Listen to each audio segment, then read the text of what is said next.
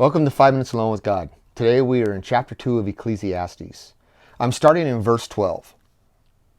So I turned to consider wisdom, madness, and folly. For what will a man do who will come after the king except what has already been done? And I saw that wisdom excels folly, as light excels darkness.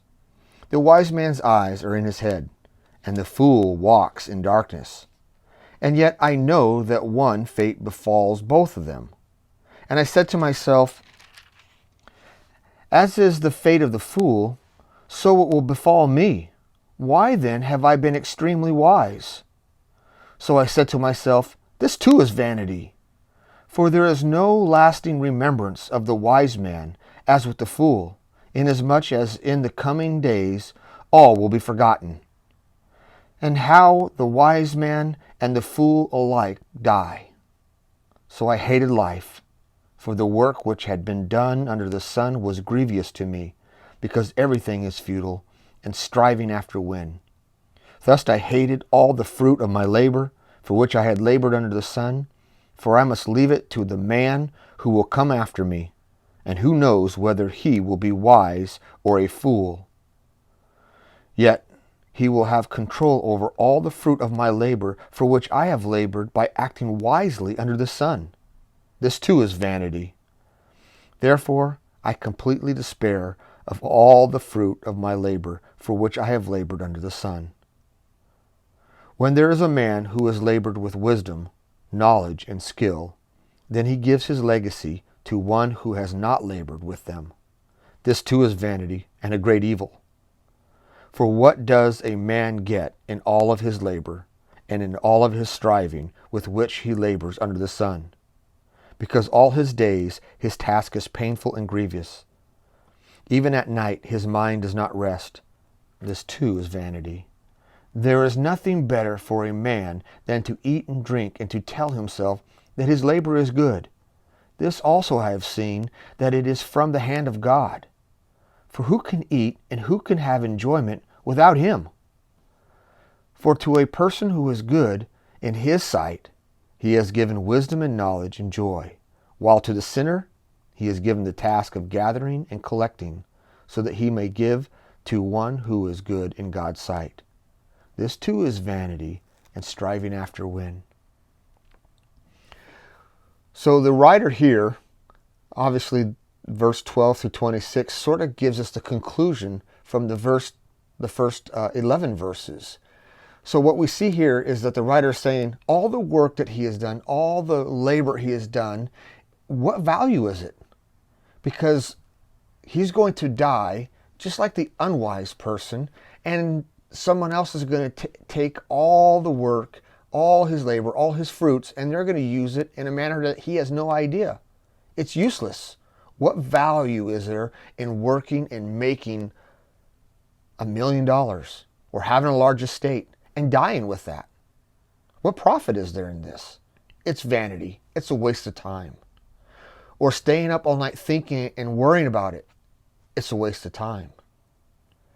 He pulls everything back and says the simplistic thing is to look at your work and say it's good, and to enjoy the things that you have, recognizing that it's from God. That's the good thing. And know that all the things that are made are going to be given to and for a person who is following God.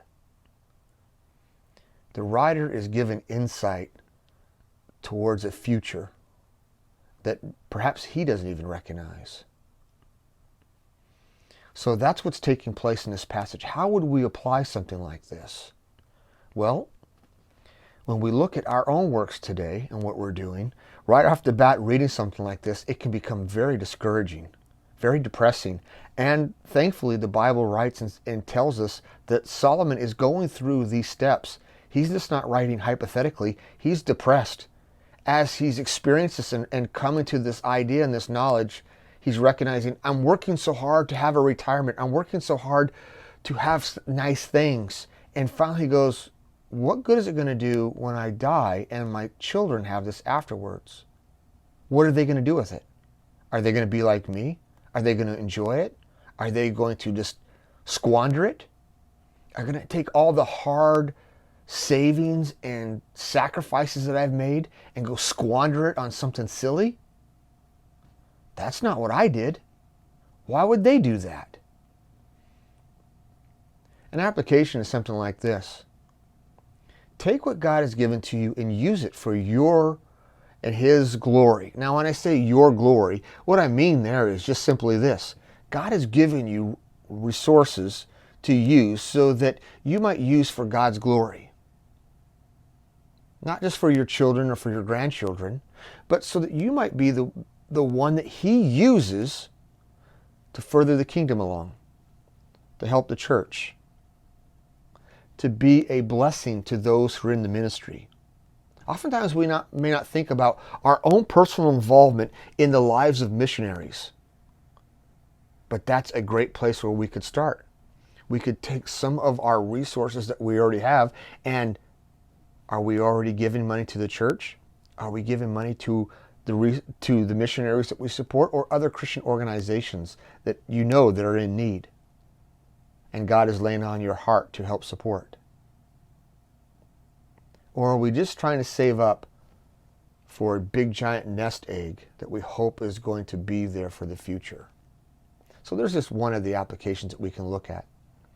Another application that I like in this is take time to enjoy the things that God has given to you.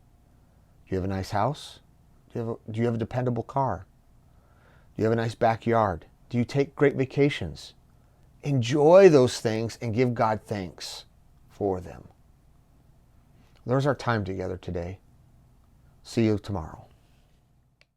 Ecclesiastes 3, verses 1 through 14.